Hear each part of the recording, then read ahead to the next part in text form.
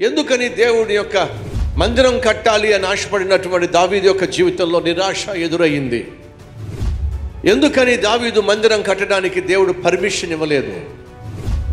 ఎందుకని దావీదు యొక్క జీవితంలో తను చేసినటువంటి మొక్కుబడి నెరవేర్చలేకపోయాడు? మరింత వివరంగా ఈ సందేశాన్ని వచ్చేవారు నేను కంటిన్యూ చేయబోతున్నా. నీ ఒక్కరు మిస్ కావద్దని ప్రభువు పేరట మనవి చేస్తున్నా.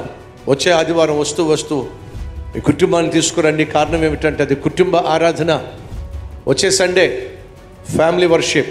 మీ భర్తతో, మీ భార్యతో, మీ బిడ్డలతో కలిసి వచ్చే ప్రయత్నం చేయండి. కుటుంబం బాగుంటే బిడ్డల భవిష్యత్తు బంగారంలా ఉంటుంది, భద్రత కలిగి ఉంటుంది. కాబట్టి చెప్తున్నాను, వచ్చే సండే ఏ ఒక్కరు మిస్ కాకండి.